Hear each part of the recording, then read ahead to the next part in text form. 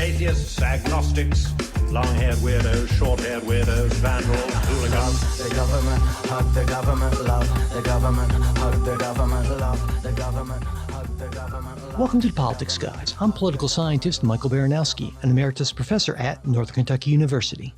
I'm joined today by Professor of Law at Chase Law School, Ken Katkin. Hey, Michael, it's great to be back with you. Yeah, it is great to have the opportunity once again to do this show with you. And not surprisingly, we have a lot of things to talk about this week. Almost every week seems like a busy week in the Trump administration, for better or worse. Before we get to that, I want to let folks know about another podcast I think you might like. You know, red and blue states, they can seem so far apart. Well, they might as well be different countries at times, like post-World War II East and West Germany. And if you feel that way too, check out the Signal Award-winning podcast, The Future of Our Former Democracy, from our friends at More Equitable Democracy. Back for a brand new season, the show examines what the U.S. can learn from Germany's political history, including how the aftermath of Nazi Germany shaped a more resilient democratic system, and what that might mean for America's current challenges. Co-hosted by Heather Villanueva and Colin Cole, the podcast blends sound-rich history and contemporary analysis to explore how lessons from Nazi Germany shape the resilient political system and what America's current democratic challenges expose. You can follow The Future of Our Former Democracy on Apple Podcasts, Spotify, or wherever you're listening now. So over the past week, the war with Iran, escalated, then sort of lurched back toward diplomacy yet again. You know, Iran brings down a U.S. helicopter. The U.S. responds with what Central Command calls self-defense strikes. Iran answers with attacks on U.S. positions in Bahrain, Kuwait, Jordan. And then late this week, President Trump canceled a fresh round of strikes he'd threatened, saying a peace deal had been approved at the highest level of Iranian leadership and could be signed within days. Iran's foreign ministry said that while the main part of the text is almost finalized, in their words, the Americans are being greedy and raising new requests. Also this week, the Pentagon's Defense Intelligence Agency reportedly raised its counterintelligence threat assessment of Israel to critical, its highest level, citing concerns that Israel is spying on American officials handling the Iran talks. The White House has denied this. And all this, of course, is occurring as the Labor Department reported inflation hit 4.2% in May. That's the highest in 3 years, driven mainly by the energy shock from the war and the closure of the Strait of Hormuz. When asked about the inflation report, President Trump responded in a way that, delighted most Democrats, saying, "I love it. The numbers were great. You know what I really love? I love the inflation." There you go. Ken, media reports indicate that we might be closer than ever to an interim agreement, with the possibility even of a signing ceremony sometime this weekend. What do you think? Do you think that'll come off? No, of course not. I mean, we've been hearing that from the media a couple times a week, every week since the conflict started. That's just the only reason why that's in the media is because Trump keeps saying it. Yeah, it's really, it feels like I don't know, we're Charlie Brown and Trump is Lucy with the football or something like that. It just keeps on yanking it away. And One thing I did notice, I was kind of amazed, I never believe a word he says. But yet every time he said that, like the war, it's just about over now, the gas prices would come back down for a day or two. The stock market would go back up for a day or two.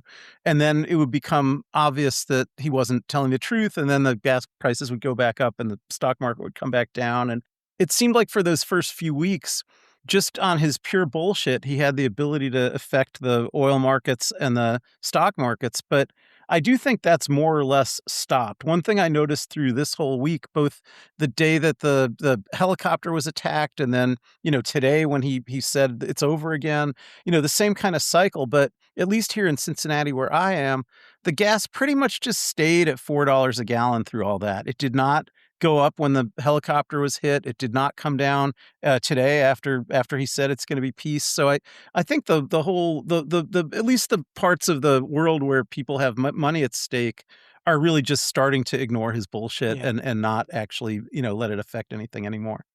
Well, yeah, it seems to me that it's in their best interest to stall for time, ideally before any signing of a memorandum of understanding, because at least according to reports, the way it's structured, it would force them to give up their main leverage, control of the strait up front, with those concessions from the U.S. being backloaded. So they don't necessarily have a ton of interest in doing that, I would say. But I don't know if the holdup really is more Iran or more Trump.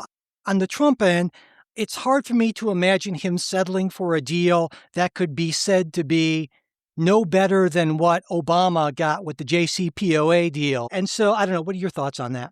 Well, I think Iran, they won the war, in the first week. They've already won it.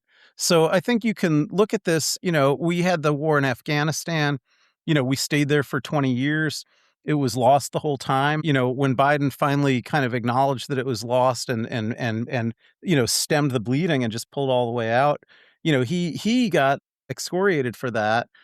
So I think, Trump, he's not going to do that, right? He's not going to just pull out and get excoriated the way Biden did. But, Iran has all the cards, to use Trump's phrase. I mean, there's actually no reason they would agree to really anything.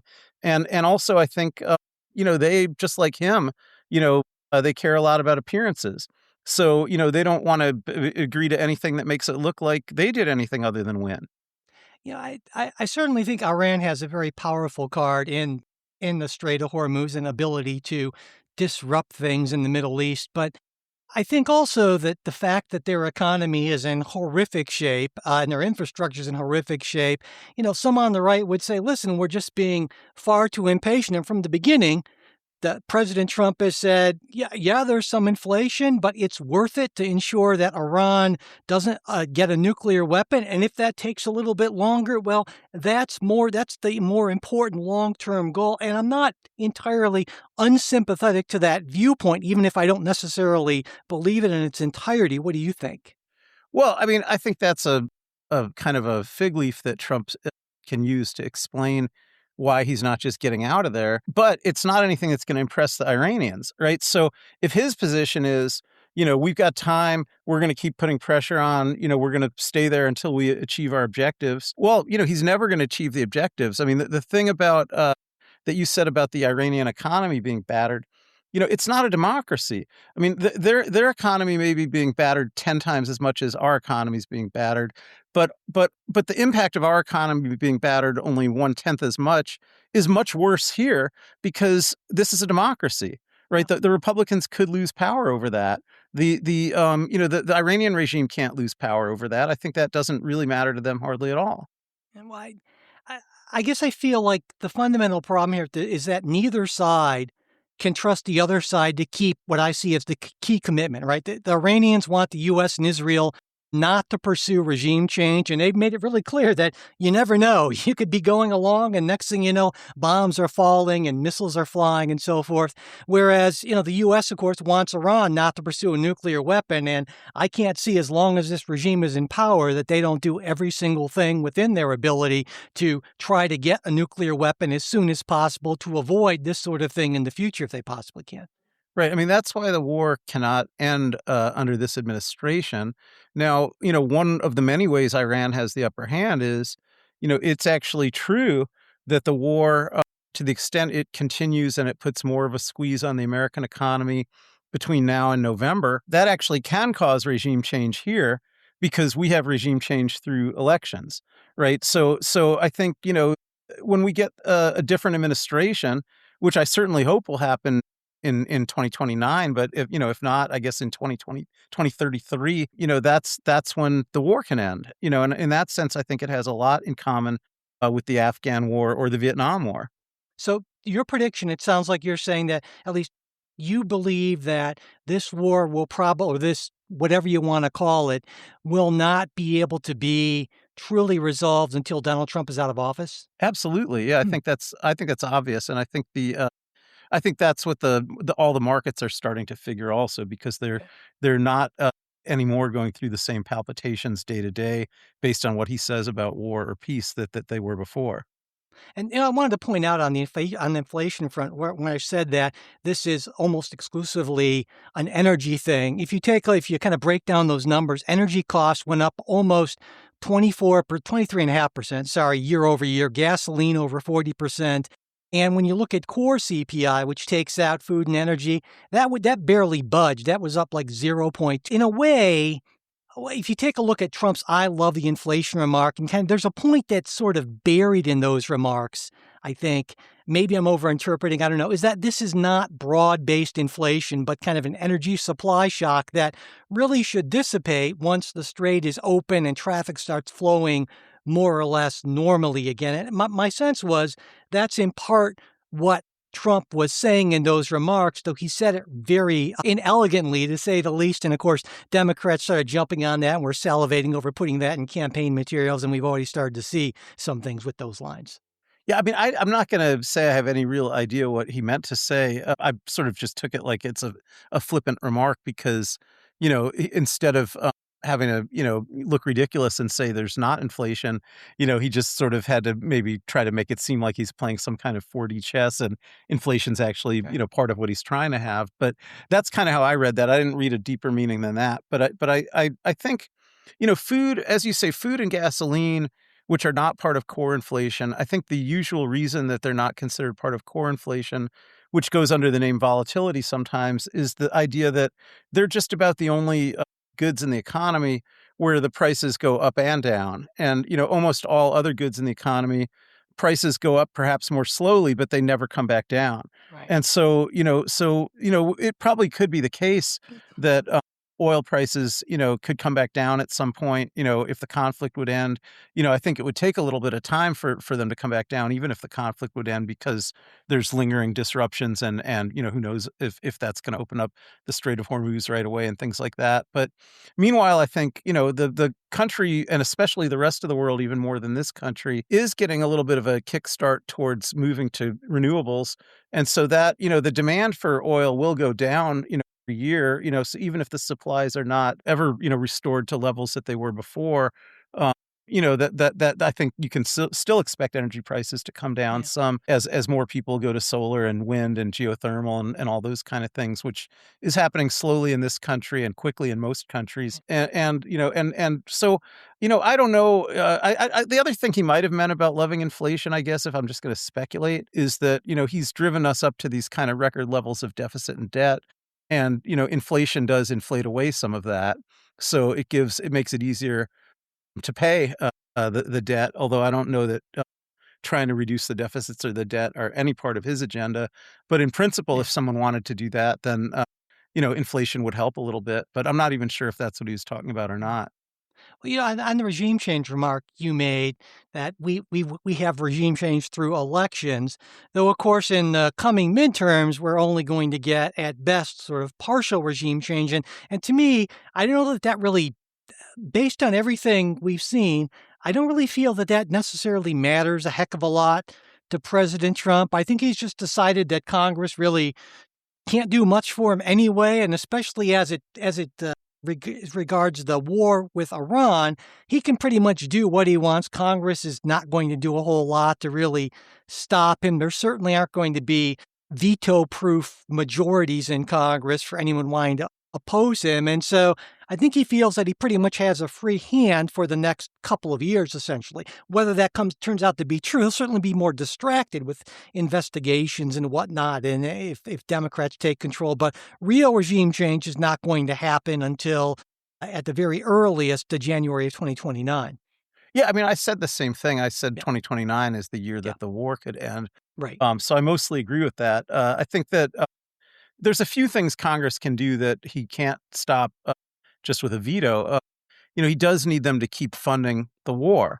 And so, if there's defense budgets get cut, or if they just won't enact his supplementals, then his veto pen isn't enough to get him all the money that he needs for that. Yeah. So I think they can put some meaningful obstacles in his path, but I don't know exactly what's going to happen with that. And, ultimately I do agree that the real regime change will happen after the 28 election, not after the 26 election. And what about the Israel component of it? Because, of course, countries, even allies, spy on each other a certain amount all the time, but this report, reported report, which the White House is denying, suggests a higher level. And my first thought in reading that is I would have been sort of surprised if Israel hadn't been putting in major efforts to try to figure out what's going on in these talks, because it seems to me, as I've argued in the last couple of weeks on the show that I've been on, is that U.S. and Israel's strategic interests aren't necessarily aligned entirely anymore. And so I can understand why they'd want more information, but I wanted to get your take on that. Yeah, I mean, so I'm in no position to evaluate what is actually been said in this report that nobody can read, or right, or what the evidence for it is. But the strategic framework you're talking about, I do agree with that. I think Israel's national security, in the view of the Netanyahu regime, not really in my view, but I think in the view of the Netanyahu regime, Israel's national security would be most enhanced if they could have regime change in Iran, and if they could, therefore eliminate the links between Iran and organizations like Hezbollah and Hamas. And so that's where Netanyahu sees their national security interest.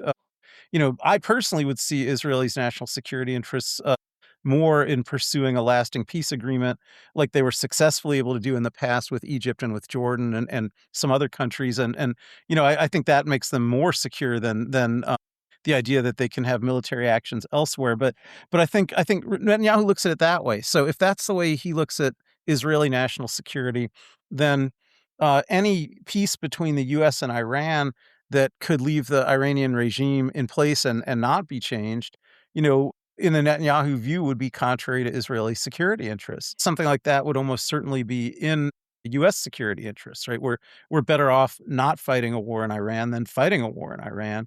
We never needed to fight this war in Iran. We were much better off the day before Trump started it. But if we could just get back to that status quo ante of where we were the day before Trump started it, we'd be in a better place than we are now. So that's in our national security interests. So certainly there is a divergence, and I also agree with your assessment that if the two countries have a divergence in the way they're perceiving their own national security interests, then it's not surprising that they're going to try to spy on each other. Yeah. All right. Well, there will certainly be more on this. And if Ken's right, there'll be more on it till sometime in 2029. So we will see. Let's hope not. But I understand what you're saying. Okay. Moving on to domestic politics. Tuesday was primary day for voters in a number of states: Maine, South Carolina, North Dakota, Nevada. Now, most of the focus has been on Maine. That's where our focus is going to be on. Of course, Democrats nominated Graham Platner for Senate, setting up a pretty high-stakes race between Platner and Susan Collins, and he won big despite a long list of I'll call them personal and political liabilities, let's say. And that means Maine general election voters now have to decide whether his anti-establishment, left-wing populist appeal outweighs that personal baggage, character issues, that sort of thing. And of course, Maine might be the Democrats' best Senate pickup chance, but they're going into the fall with a risky nominee. And the question is, well, can he in fact unseat Collins, who has shown a remarkable ability to stick around for quite a period of time? Now, in the open seat governor's race, both the Democratic and Republican primaries are headed to a ranked choice runoff because no candidate in either party got over 50% initially. There are 3 Democratic candidates who have over 20% on the first count, and Republican Robert Charles is well ahead of the Republican pack, leading second place Benjamin Midgley by just over 17 points last time I checked, and results there are expected before June 19th. And in the contest to succeed retiring Democratic Representative Jared Golden in Maine's 2nd District, former Republican Governor Paul LePage ran uncontested and will be the GOP nominee, with no Democrat earning a majority in the initial count, meaning, yes, another ranked choice runoff. So, Ken, we'll start with the race that everyone's talking about, Platner. What do you think about him, both who he is as a candidate, as well as any concerns you might have with him on that character front? Yeah, well, I do want to reveal to the listeners, I kind of wasn't that thrilled that we're talking about this story right now. And that's because I think that, these kinds of conversations, they are ultimately about Platner's character. And I think the conversation about Platner's character basically is a Republican talking point, and I think not that serious of an issue. And I think every time it's discussed as if it's a serious issue, even though, both sides might be given on it, it somewhat validates what I think is a very misleading and phony story. That it's something that anybody has to be concerned about. I mean, Platner is a guy. I will address it since we will, but he's a guy who was a Marine who served 3 tours of duty in the Iraq War, as well as a subsequent tour of duty. I think after he was out of the Marines, he was still in the National Guard, and he was sent to Afghanistan. And he came back, and and I know you were a Marine too, Mike. And I think he maybe had some post-traumatic stress disorder, and he had a period in his life when he had some disorder in his life. And and I think in that sense, you could compare him to somebody like George W. Bush, who did not even, serve in combat, but who had a similar period in his young life of disorder and alcoholism and affairs and things like that. And, everybody seemed to accept from George W. Bush that at the moment when he was around 40 and he got born again and he cleaned himself up and he went on the straight and narrow, that it wasn't really that important to hold against him, what he'd been doing a decade earlier. And I don't see the Platner story as any different than that. I actually see in the Texas election where the Republicans, dumped a sitting senator, Cornyn, and nominated Paxton. That Paxton's a guy very much more ethically challenged than Platner, but still we're just hearing all these conversations about Platner and his character problems. Yeah, well, I'll disagree and agree, I suppose, in a way. I mean, I think that, at least for me, character does matter. I think there are people who can make honest, good faith arguments that character does and should matter. I'd like to think I'm one of those people, though I'll admit you're right that plenty of people on the opposition side, regardless of which side is talking about character issues, oftentimes it's just simply a partisan talking point. But I think 2 distinctions I want to make, and this actually meshes well with the Paxton thing, is there's a distinction I'd make between things that happened in the past and where we see perhaps a break in that pattern of behavior, as opposed to current behavior. And there's also, I'd say, a distinction I'd make between character and actions in one's personal life and acts of official corruption or semi-official corruption. Now, Paxton's got all that stuff. He's got bad character, pretty contemporary official corruption and unofficial stuff. So he's got the whole package there when it comes to bad character, and Platner doesn't. So I agree that this is somewhat, based on what we know about his trajectory, at least, it seems like these are really mostly past issues and potentially attributable to the sort of thing that you suggest. But I think it's reasonable to bring up. And I think when someone brings it up, a response like yours is a perfectly viable response to say, hey, this was a long time ago. And also, this isn't about actions while in office. And I remember when we were talking about Fetterman after his stroke, and you essentially said, you know what, honestly, Weekend at Bernie's John Fetterman would be preferable than a Republican in that seat, simply because that's one more vote to do all of these things or not do these things. And I assume that would probably be your position here, even if Platner were just a complete current utter scumbag. Yeah, well, it would be. And I actually don't even blame Texas Republicans if that's their position about Paxton. But I would also say about Platner, though, that most of this stuff did come out before the primary. And, 72% of the Democrats in Maine voted for him in the primary, and he won almost every single county in Maine. And so I think that's really, that's the ultimate test is, the Democrats have a high level, the Maine Democrats who know him have a high level of confidence in him. And also Maine's a small state. So, the people who know him, it's, the voters do know the candidates in those kind of small states better than in, maybe larger states where the candidates have to rely more on mass media to reach people. So I really don't see it as an issue. I do expect that although Collins is always very tough to beat, she's an excellent candidate, and she's got, she's the only Republican with a chance of holding Maine. I think that, just because of the general trajectory of Maine, going from being a very purple state, at one time a red state to a purple state but just getting bluer and bluer, that, basically if the Dems vote for Platner, which I think they will, and the Republicans vote for Collins, which I think they will, and the independents split about 50-50, which I expect they will, then Platner's going to win. And, I think that's fine. And, as much as I think Tallarico is an infinitely better candidate than Paxton, I'm not holding my breath for Tallarico to win in Texas because of the same issue that, when you're voting for the U.S. Senate, you're voting for control of the Senate for the whole country. And that's a bigger issue than who the candidates are. Yeah. I guess one thing that bothers me about Platner, well, his positions are generally a bit too progressive, way too progressive for me. But I'll sound like a cranky old guy here, but I feel like United States senator shouldn't be an entry-level job in politics. President shouldn't either, obviously, and Donald Trump got that job. But to me, I guess the fact that this is the sort of person who, clearly he generates a lot of energy. In where there is, I think, real energy in the Democratic Party, it's with progressives, it's with oftentimes anti or less supportive of Israel progressive like Platner's. He said that Collins is bought and paid for by Benjamin Netanyahu, that sort of thing. And it seems to me this is coming at an auspicious time politically, given the fact that Israel is not nearly as popular in the U.S., given the whole war with Iran, obviously. But I wonder how well that sort of enthusiasm with the Democratic primary electorate is actually going to carry over into the general. Polling seems to suggest pretty well, actually.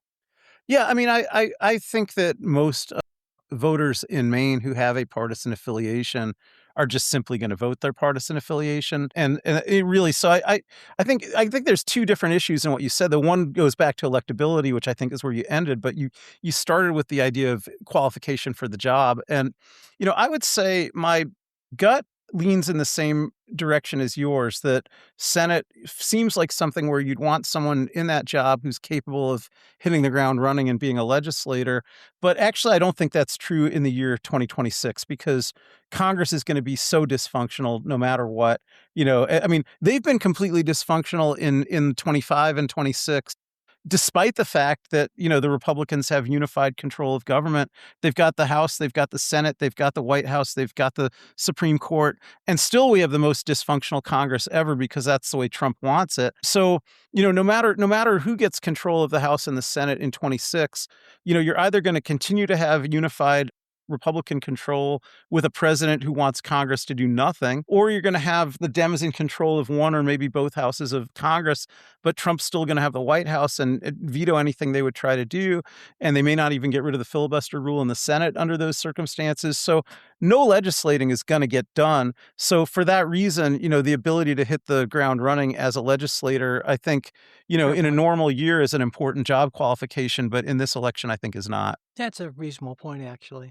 And, on Collins, of course, she is about as independent as a Senate Republican gets these days. Only Rand Paul votes with Trump less of the time. But when you take a look at that, she's still with him on almost 90%, 95% of votes, including the OBB opposing the Senate War Powers vote on Iran.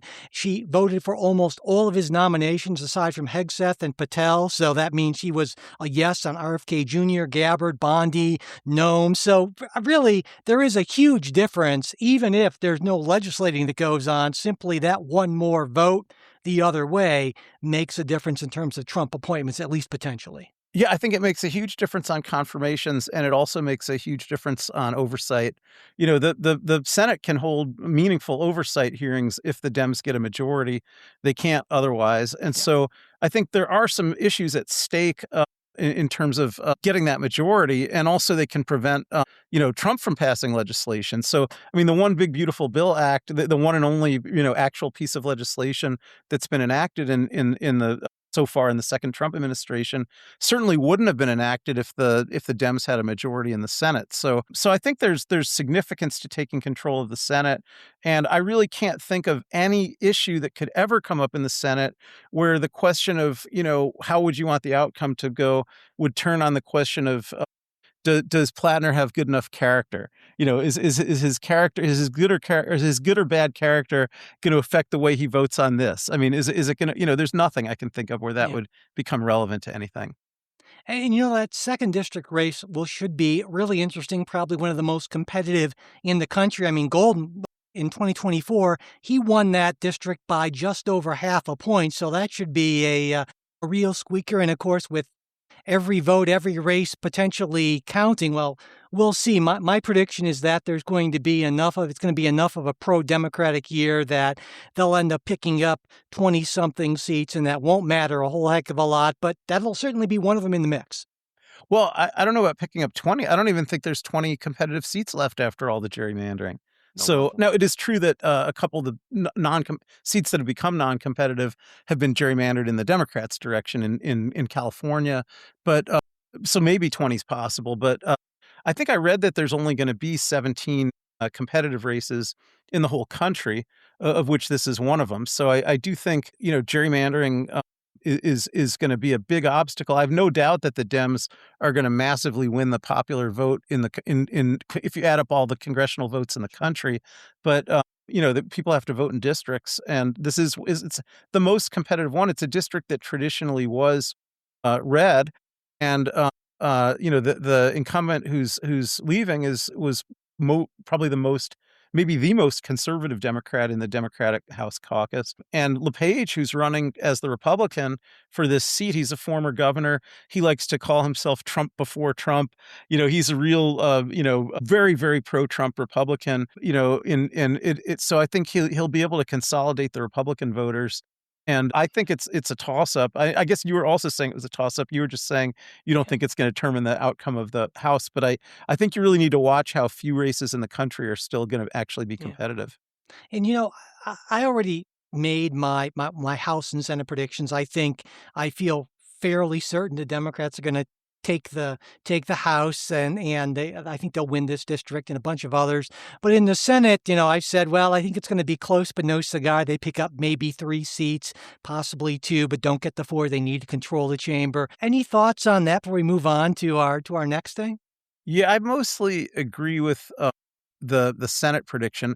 I'm getting vexed in the House prediction. I mean, I think when we talked about this a few months ago, I was very confident that the Dems would get the House, and I guess you still are. But the way that gerrymandering is going, only California really succeeded in pulling it off on the Democratic side. I think a lot more of the Democratic states are going to succeed in pulling it off on time for the 28 election, but did not succeed in pulling it off on time for the 26 election. And a lot of Republican states have. I think that makes it a little bit tough to predict the House, and I'd have to do a fairly specific kind of count of, what do I think the vote's going to be in each state, given the current maps, before I could say, like here in Ohio, for instance, I think Sherrod Brown does have a chance to get the Senate seat, but I actually think the Republicans will increase their House delegation by 1, because the gerrymandering is getting even worse here. And I actually think Landsman's going to have a hard time holding on here in Cincinnati on his new map, even though I think he would have coasted to victory if he could have stayed on the same map that elected him 2 years ago. So there's a lot of those kind of issues in the House race. Senate, I do think they'll pick up 3 or 4 seats, but the question will be whether they can also hold both Georgia and Michigan. So I think that the Dems not only need to pick up 4, they need to hold the 2 which are very close. And I'm also thinking probably in the end they're more likely to fall slightly short.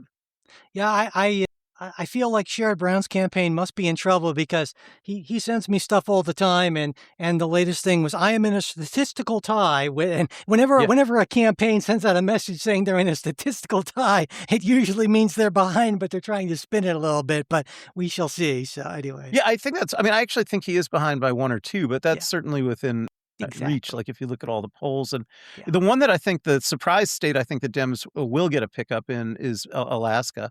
I think Paltola is going to win in Alaska. I tend to think Platner's going to win in Maine.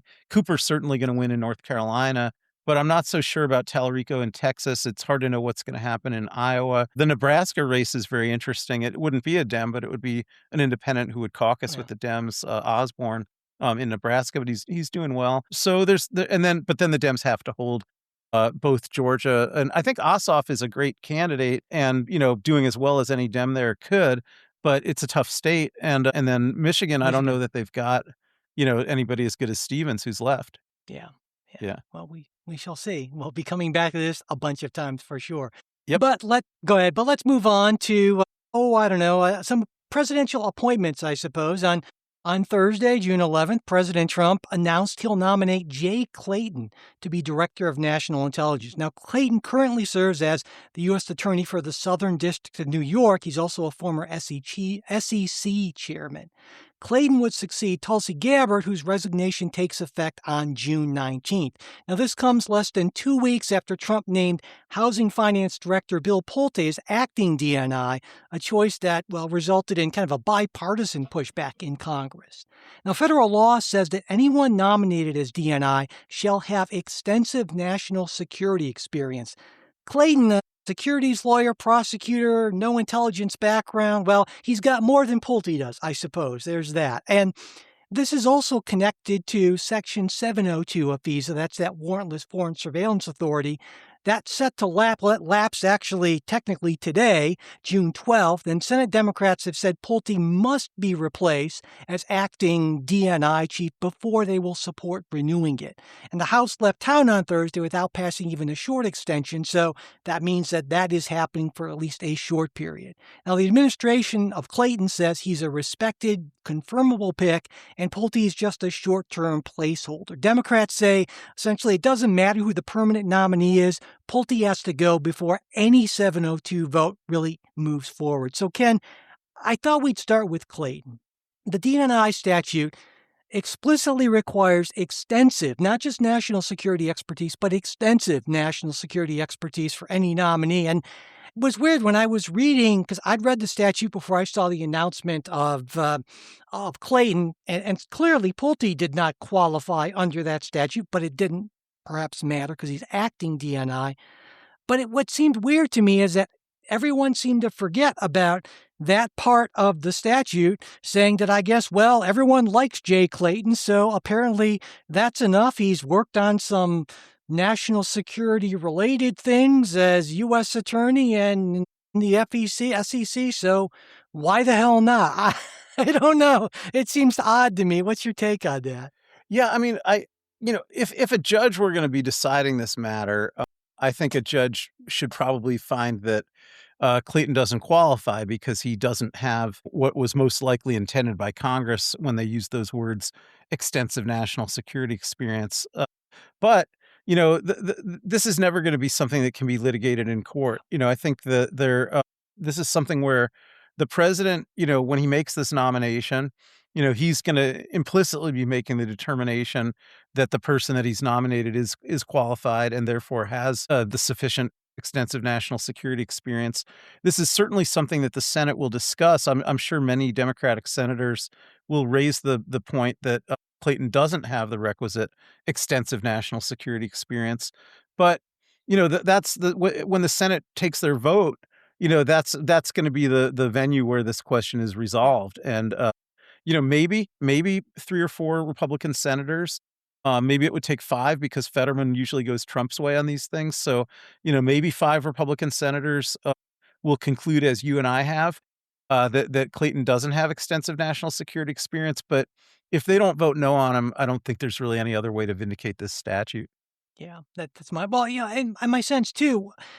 The statute, if you read it as it is written, at least is my interpretation, as written, sort of the plain text meaning, that really is that puts Donald Trump in a box because it largely limits his choices to intelligence community insiders, that extensive experience thing. And of course, Trump doesn't trust the intelligence community, which makes him hard to pick someone who is statutorily qualified. And so that really limits his choices there. Yeah, I think that's right. I mean, that certainly was the intent of the statute. I mean, I don't really see how you could read that language any other way. I suppose it could include, military national security experience. So it doesn't have to be someone from the CIA or the NSA. It could be someone from military intelligence. I don't know if he has indicated, quite as much distrust in the military, although certainly he's indicated some. But yeah, the point of it is to make it hard to politicize the intelligence agencies. And if Trump's objective is to politicize the intelligence agencies, then that statute was intentionally put there as a safeguard against that kind of thing.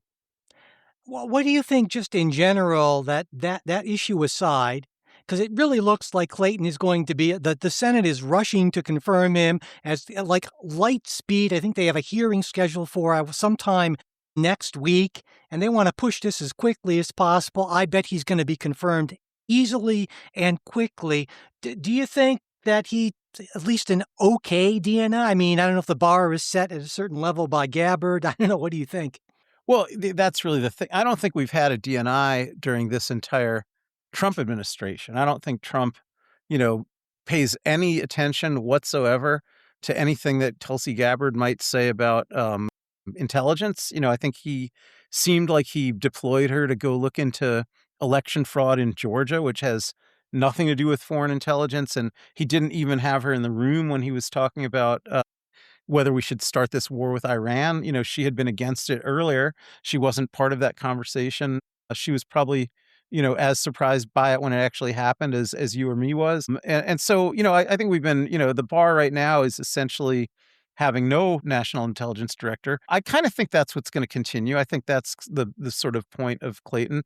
By all accounts, the way he's run the U.S. Attorney's Office in Manhattan, he's definitely been part of Trump's political weaponization and politicization of the Justice Department. He's been part of, going after Trump's political enemies, even on baseless charges. And, I don't have any faith or confidence in him. Trump did seem to set up a situation now where Pulte is going to be the acting person until they confirm somebody. So that certainly is lighting a fire under the Senate's butt, that if every senator reads the room and figures Clayton's going to be confirmed, then they might as well all vote to confirm him as soon as possible and get Pulte out of there. So I do agree with your prediction that that's what's going to happen. But no, I don't think this country really has a functioning intelligence apparatus right now. And I should say that while you are skeptical of Clayton, certainly on both sides of the aisle, it sounds like there is a fair amount of support for him, which is why I think his nomination will be not reasonably uncontroversial, but we'll get through without too much controversy, I think I would say. But what's weird to me is that there's I think, a pretty good argument that Trump actually can't legally name Pulte as acting DNI, because if you read the statute that governs the DNI position, it says that if the DNI cannot serve, or if there's a vacancy, the second in command, the top deputy, is the person who serves in that position. Now, for some reason, the DOJ's Office of Legal Counsel back in, I think, the first Trump administration said, oh, no, that's actually, don't worry about, the president can use the Federal Vacancies Reform Act to name an acting DNI. But as I read those statutes, again, I'm no attorney, but they seem pretty straightforward. As I read those statutes, it seems like Congress intended for the second in command to be the DNI when there's a vacancy, specifically, I would guess, because they didn't want that politicization of intelligence, as you referred to earlier, and that this action and that ruling by OLC seems to fly in the face of that, and I don't really agree with it. Yeah, I think this statute is possibly old enough that the politicization may have been only a minor point of it, and it may have just been continuity. Like, I think, once upon a time, it was thought that we had to have a functioning national security apparatus at all times, and that it would be very harmful to the national security if there was ever a lapse, in having that apparatus functioning. And so I think that's sort of the primary reason why the statute, which you've referred to, it's codified at Section 3026 of Title 50, that it just says, well, if the director of national intelligence is absent or disabled, then the principal deputy director shall act and exercise the powers of the DNI. I think it's just for the simple reason, so there will always be a DNI. I think that was the primary thought. Now we're as I said, we're in a world where it's been, the entire time since Trump took office a year and a half ago, we have not had a functioning DNI. So I think that idea of continuity of intelligence is really on the back burner. But politicization is also part of it.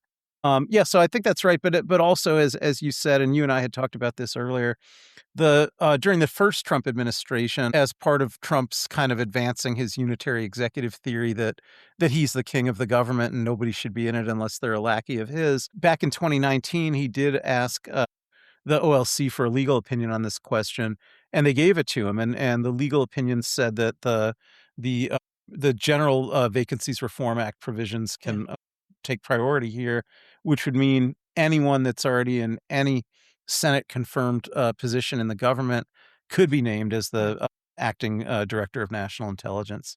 And the weird thing, Ken, is that when I read that, I thought, well, wait a second, maybe I missed something in the Federal Vacancies Reform Act. So I actually went back to the legislation and read it, and there's a section in it called exclusivity, and it specifically says that that the FVRA is the exclusive means for temporarily authorizing an acting head unless, and this is a pretty important unless, a statutory provision designates an officer or employee to perform that function temporarily in an acting capacity. So that directly references what the DNI law did. So I don't know what sort of gymnastics OLC attorneys were doing to get to that opinion, but it just seemed really really weird to me.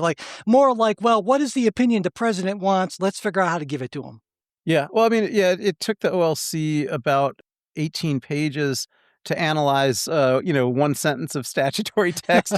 So certainly they did jump through a lot of gymnastics there. And not all of it is statutory interpretation because some of it is about their own kind of unitary executive constitutional assumptions, right? So there's a concept, in statutory interpretation that if you've got two different ways you could read a statute or two different ways you could read the interaction between two statutes, and one of the readings would raise constitutional questions that would need to be resolved, and the other would avoid having to resolve those constitutional questions, then you can go with the reading that avoids the constitutional questions, even if that's the less natural reading of the language. So that's kind of one of the canons of statutory interpretation, and they do rely on that some. So they're not even arguing that they're reading the statute in the most natural way that it could be read, but rather they're arguing that if you read it in the ordinary way, like you and I are reading it, that would raise constitutional questions about whether Congress can interfere with the president's executive prerogatives that much. And so they're going to avoid those questions by giving the statutory language an unnatural reading. But of course, I think those are phony constitutional questions. I think it's fairly obvious under the necessary and proper clause, and in fact, under the clauses that govern appointment of inferior officers in the government, that Congress has plenty of power to put conditions on who can be qualified for what jobs. Yeah. The one other point I'll make on this is that there's been a lot of talk about how potentially dangerous it is that Section 702 is at least temporarily sunsetted. It seems to me it's less of a deal than it might appear. And the reason why I say that is surveillance that's approved by the FISA court under 702 lasts for, I believe, a year. So that means while during this brief period, because I'm sure it'll be renewed, new applications can't be approved in a lapse, the old ones still continue. So I think it's less of a, oh my God, national security is at stake sort of thing than maybe some folks are making it out to be. Well, I would agree that there's less national security issues at stake than some folks are making it out to be, but my reasoning would be slightly different. On the legal point, it is true that the FISA court has issued a lot of warrants that have expiration dates on them that go, as you said, up to a year in the future. I think it's not obvious that those warrants are still valid, given that the statutory authority that underlies them has lapsed. I mean, I think that could actually be litigated. And I would say if I was the judge, I would rule that they're no longer valid, that those were warrants that, were authorized based on legal authority that was vested by statute. And that legal authority has lapsed. The statute, that made it legal to have these kinds of warrants did allow that the warrants could go for a year, but now it's not legal to have these kind of warrants anymore. So I think they're all invalid, and I would hope that a court would rule that way, although I think it would be contested for sure. Like there's arguments on both sides there. But I think that none of these are really, we're in a world right now where these are only being used domestically against domestic political opponents of the president. There's no serious use of these in connection with the national security. So I think if they were all invalidated, given the way they're actually being used, that would have no impact on the national security. For that last point you make, do we know that? Because that wasn't my understanding. And certainly I know that there have been instances where it's been credibly argued that this FISA Warrant Authority, or this authority, has been used, in fact, to sort of sweep up incidental, quote unquote, which really wasn't incidental, intelligence on U.S. citizens. But I don't know that we actually, is an assumption you're making, or is that something you're based on something that... Well, I mean, it's an assumption I'm making based on two building blocks. Sure. One is that we know what Edward Snowden told us about all that. That was a few years ago, but we know, what they were collecting, which was, way, way, way more than was ever, legitimately authorized by the statute or by any warrants, and what uses they were making of it then at the time of the Snowden disclosures. And then we also know that even though that's, a decade ago by now, I guess, we also know that that's how the Trump administration operates in substantially all respects, that they've actually dismantled the entire national security apparatus. Trump doesn't trust the national security apparatus, doesn't want to hear from the national security agencies. But meanwhile, you've got people like Pulte, who is now the acting DNI, whose only job that we know that he's done for Trump is going through mortgage applications from Trump's political enemies and trying to trump up mortgage fraud against them. So, you've got a tool that historically was used for illicit domestic political purposes being used now by an administration that's totally weaponized every aspect of itself for domestic political purposes. So that's what I'm basing my claim on. Okay. Do you think, what President Trump could have done is just simply ask Tulsi Gabbard to stay on a little bit longer when he nominated Clayton, given how quickly it looks like the Senate's going to move on this thing. But it doesn't seem at this point that he's interested in doing that. And one way of reading that is simply that he doesn't want to back off and given the pressure that he's been put under to back off. Another one might be maybe he doesn't want to pull Pulte as acting DNI so he can accuse Democrats of harming U.S. national security by blocking a 702 extension. I don't know. What are your thoughts? Because it seems like I guess another way of looking at it is just to take Trump at his word. He said he wants Pulte to go in there and just kind of go in there and fire a bunch of people and, trim down the agency and take all the hits before the real person gets in who won't be able to do that sort of thing. Yeah, well, I did take him at his word on that. I think when he talks about, firing a lot of people and taking all the hits, he's talking about firing all the people that are trying to stop trying to maintain the agencies as legitimate national security apparatuses. And, so that they can be totally weaponized and totally politicized and totally used against his domestic political rivals. And I think that is why he wants Pulte in there, that Pulte will do that. He's not going to be able to he got Tulsi Gabbard to do nothing at all, but he's not going to be able to get her to just, fire everybody in there who wants the agency to function according to law and to protect the national security. So, I think Pulte serves that interest for him. And exactly as he said, like he'd rather have someone who's an acting person do that so that, when the new appointed person comes in, they're not tarred with that. They're not instantly controversial. Instantly have a target on their back from the Democrats, they won't, when there's the oversight investigations, Clayton will be able to say, well, that was all before my time. I don't know. So I mean, Trump literally said that's why he was doing this. I actually also wondered, I don't know if you know, but did he actually fire Gabbard? I mean, I know that she announced her resignation, but she announced it at the end to take place at the end of the month. And then he just put Pulte in right away. But I don't ever hear about her moving up her resignation date. I don't know what happened there. The story I heard was that Pulte contacted her and said, clear out your desk, I'm taking over. And she said, I need to hear that from the president. And she talked to Trump and he said, well, what day do you want to leave? And she said, how about the 19th? And he said, okay. I don't know if that's true, but that's the story that I heard. So Pulte was eager to move in and Trump maybe didn't want to push back, but who knows if that story is I never heard that true. She said the 19th, though. I heard that she said a later date than that. Yeah. Well, I heard initially she said a later date, but then end of the month. But then when Trump talked to her, supposedly she said the 19th, but God only knows that kind of super inside bit. Well, one thing I wanted to ask you about is, do you think that Section 702 is so potentially dangerous that it just simply shouldn't be renewed no matter who's DNI or who's involved? Or do you think that there are ways to profitably use it for foreign intelligence gathering, maybe with some kind of change? That goes a little bit far afield from what we're talking about, but it's kind of related.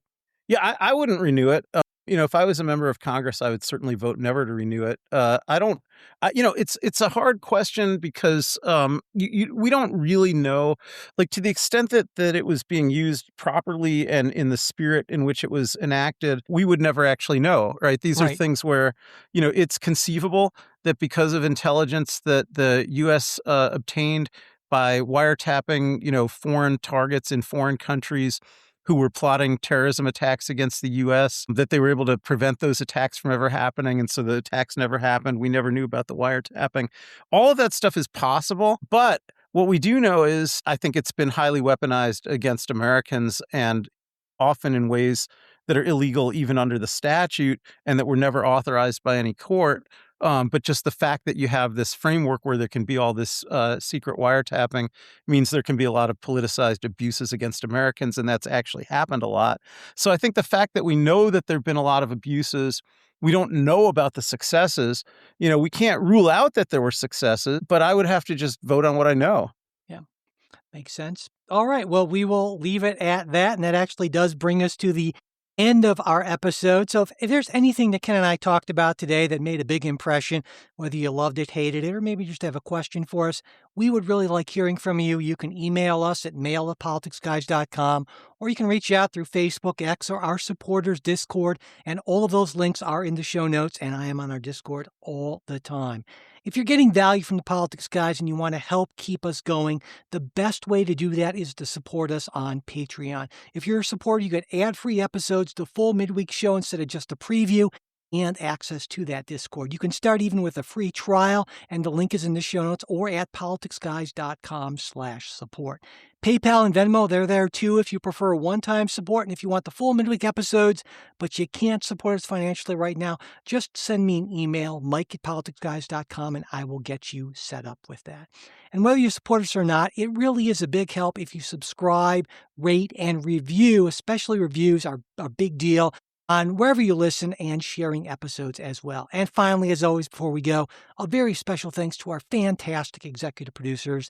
They are Wilma Moreno, Daniel Toe, Ryan Beasley, Don Oglesby, Derek Schmidt, Dakota Heath, Jason Chrysler, Dave Dean, Jeremy Larson, Brian Matza, Jody Marie Miller, and Sean Fugate.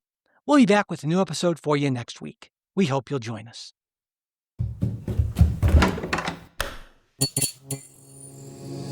This podcast is part of the Democracy Group,